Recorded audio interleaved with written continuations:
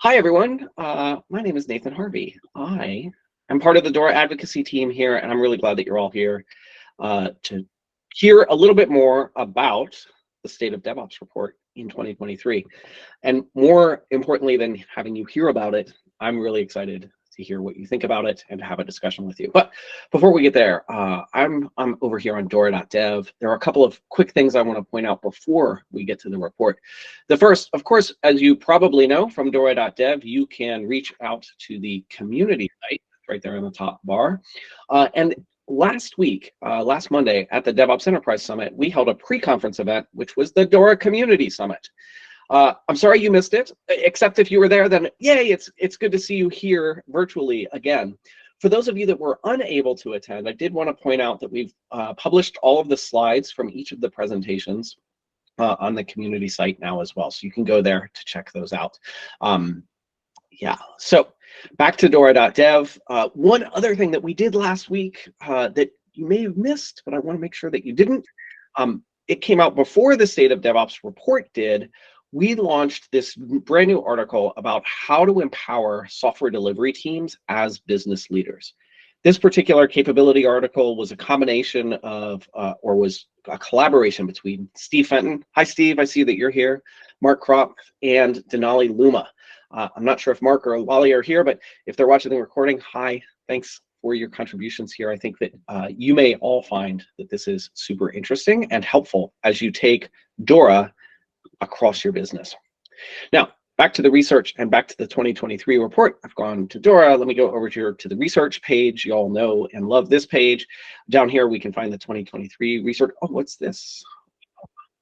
So one of the things that we started doing with last year is each year we're publishing the questions that we ask on the survey. Why is this important, you ask? Well, because we might ask a question about loosely coupled architecture, or we may even report on a question like loosely coupled architecture. But we can't just ask, is your architecture loosely coupled? And so it is important as you read the report to understand sort of how do we talk about these things. We use these labels like architecture or like artificial intelligence or continuous integration, trunk-based development. We use these labels as a way to kind of summarize some of the questions that we ask. It is important to know that, though, that on the survey, we don't actually use the words trunk-based development or continuous integration. We try to stay away from those terms and instead talk about the characteristics that make up those terms. All right, enough about the questions. Where's the report? Well, you can download the report right here. So you can click on that link. It'll take you over here to download the report. The report is free. Well, it's mostly free. All we need is some contact information so that we can reach out to you to let you know when the next survey is going to happen, and maybe a couple of other things, but not a whole lot. Don't worry. All right, there's one other piece I want to show you that also is new on DORA.dev, and I'm actually going to use it to give you a quick summary of the 2023 report. If you come over here to resources, and then scroll down to the bottom, you'll see here that there is a 2023 State of DevOps infographic. Now, this infographic is suitable for printing, suitable for posting on your home office wall. It's right there in front of me. You can't see it because it's behind the camera, but I would definitely encourage it. So what did we find this year? Well, we found a lot, but we summarized it in this two-page summary. So I'm going to walk through a couple of these findings, but as Amanda said, we want to spend most of our time today discussing the report because, well, hopefully you've all had a chance to read it, but in case you haven't. So we looked at, as we always do, software delivery performance. And this year we saw that as we looked at the data, there were 4 different clusters of software delivery performance as we look across teams. We labeled those low, medium, high, and elite. Those of you that have been longtime State of DevOps fans, yes, elite is back. Wait, no, it's not that elite is back. It's not that we took it away. It's that it emerged from the data. We always use the data to guide what we discover and what we report on. We also did this interesting cluster analysis where we looked at 3 different things. We looked at software delivery performance. We looked at operational performance, like is your service able to meet the demands of its users or keep its promises to the users? And we looked at user centricity. How focused are your teams on the users? From that, we identified 4 different team types, one of which we called the balanced team. Now, the balanced team is probably the team you want to strive for. They have high team performance. They have low burnout on their teams, high organizational performance, and high job satisfaction. They're really hitting on all of those cylinders, which is really, really good to see. Speaking of focusing on the user, what does that even mean? Well, it's really this idea that as developers, as engineers, as operators, as product owners, as leaders, when we're building applications and services, how focused are we on what our user actually needs? You might contrast that with a team who's thinking features, features, features. We got to ship features, features. We got to ship that next feature. But what about the user? Does the user want that feature? Are you shipping in a way that's sustainable for the users and your team? Are you actually delivering what they're looking for? This type of focus on the user, we found really great stuff with that. When teams are focused on the user, they see a 40% higher organizational performance relative to those that don't. And the individuals on the team, they have 20% higher job satisfaction. Those are some pretty good results and probably something you want to strive for. Now, a quick tour through 5 other findings that we had in this year's report. First, artificial intelligence. I don't know if you've heard, but everyone is talking about AI lately.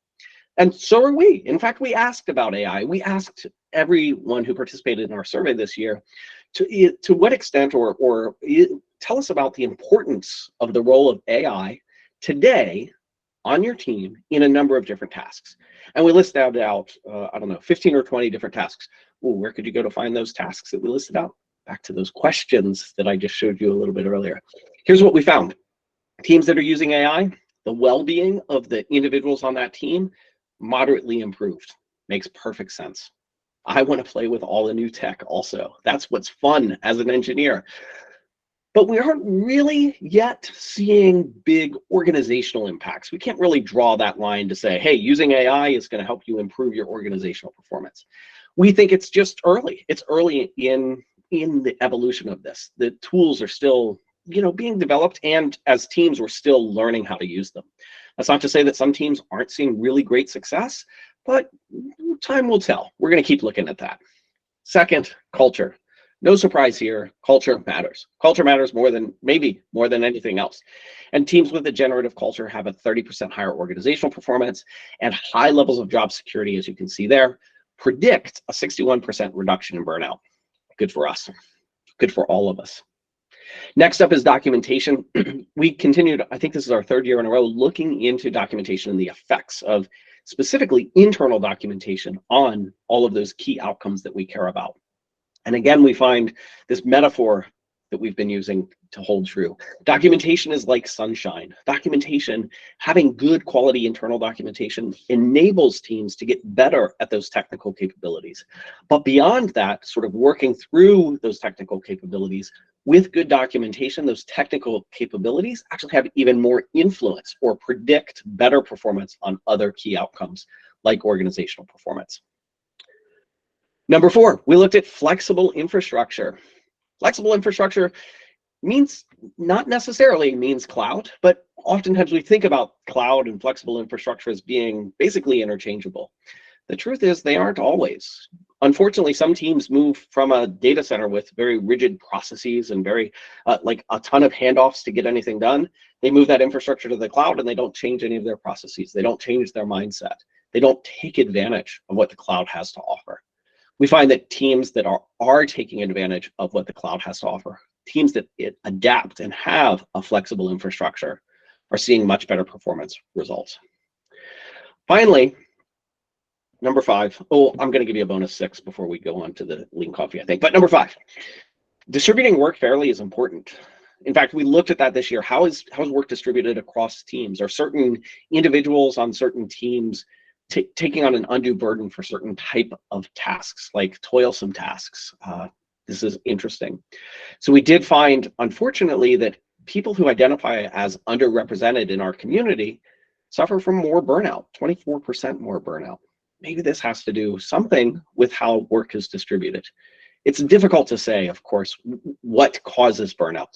Well, maybe it's not difficult to say. It's easy to say that what causes burnout is a conglomeration of many different effects, a bunch of different things. So we can't point to one cause for burnout necessarily, but we can point potentially to some contributing factors or at least some predictors.